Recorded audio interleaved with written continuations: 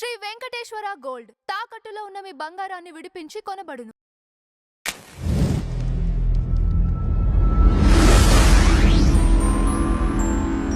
Sir Koratala Shiva గారు బాలకృష్ణ గారి కాంబినేషన్లో వస్తున్న మూవీ సీమ బ్యాక్ డ్రాప్లో జరుగుతుందనే టాక్ కూడా ఇండస్ట్రీలో వినిపిస్తుంది సార్. అంటే ఒక సమరసింహారెడ్డి నరసింహనాయుడు లాంటి ఆ కోలోకి ఈ సినిమా కూడా వస్తుందనే టాక్ ఉంది సార్. దీనిపైన మీ అభిప్రాయం ఏంటి సార్? అభిప్రాయం లేదండి. ఆయన చెప్పుకున్న లైనే. కొరటాల శివ ఈ సినిమా ప్రకటిస్తూ అధికారంలో ఉన్నవాడు అంటే ఒక పాలకుడు ప్రజలతో కలిసి చేసేటువంటి యుద్ధం అన్నాడు ఆయన. పాలకుడు అంటే ఇన్ ది సెన్స్ ఇప్పుడు మనం డెమోక్రటిక్ ఏరియాలో ఉన్నాం కాబట్టి ఏ ముఖ్యమంత్రో అయి ఉంటుంది హీరో క్యారెక్టరు అనేది అక్కడి నుంచి వచ్చినటువంటి అభిప్రాయమే.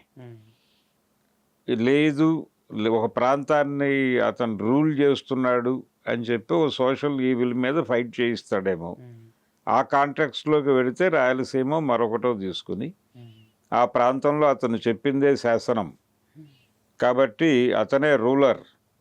ఇక్కడ రూలర్గా ముఖ్యమంత్రులు ఉన్నా ఎవరున్నా కానీ అతని మాట మాత్రమే చెల్లుబాటు అవుతుంది. అలాంటి వ్యక్తి అని ప్రభుత్వాలకు అతీతంగా చూపిస్తే అది ఎటువంటి ఇండికేషన్ ఎడుతుంది జనాలకి అనేది కొంచెం ఇబ్బంది. అంటే ప్రస్తుతం అక్కడ ప్రభుత్వాన్ని కూడా అతను కంట్రోల్ చేస్తున్నట్టుగా సన్నివేశాలు పడాలి. పడితే ఇప్పుడు ఆంధ్రప్రదేశ్లో అధికారంలో ఉన్నది వాళ్ళ ప్రభుత్వమే. దానికి వ్యతిరేకమైన సీన్లు పడితే ఆయనకి పొలిటికల్ ఇబ్బంది. అందుకని ఆ సాహసం చేస్తాడు కొరటాల శివ అని నేను అనుకోవడం లేదు.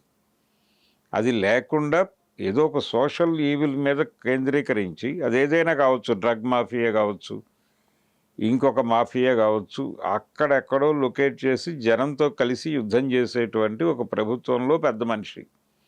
అది కొంత కన్విన్సింగ్గా ఉంటుంది, ఎలివేట్ చేసుకోవడానికి అవకాశం దొరుకుతుంది. అలా కాకుండా గనక డిజైన్ ఎలా వెళ్ళినా కానీ బెడిసికొట్టే ప్రమాదం ఉంది.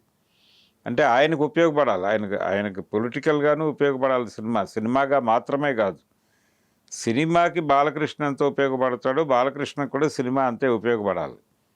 అందుకని అలాంటి డిజైన్లోకి వెళ్ళినప్పుడు మీరన్న ఫ్యాక్షనిస్టులు ఇది గనక పెడితే అక్కడ ప్రభుత్వం మీద కూడా కొన్ని మాటలు మాట్లాడాల్సిన అనివార్యత ఉంటుంది.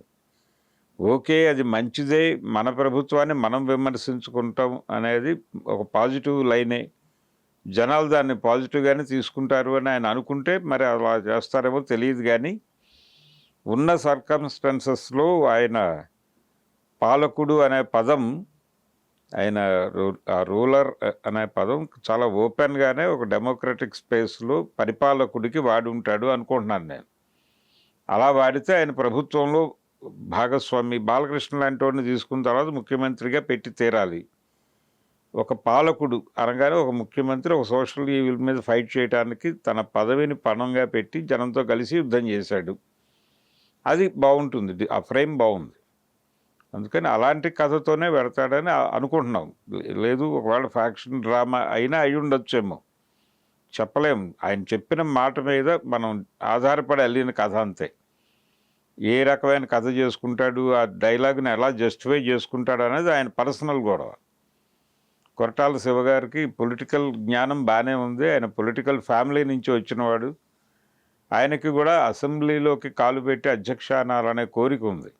ఒక సక్సెస్ మీదుగా వెళ్ళాలనుకుంటున్నాడు. బహుశా బాలకృష్ణ గారి సినిమా విజయం అందిస్తే ఆ దేవర 2 కూడా కంప్లీట్ చేసి పూర్తి స్థాయి రాజకీయాల్లోకి వెళ్ళిపోతాడేమో చూడాలి.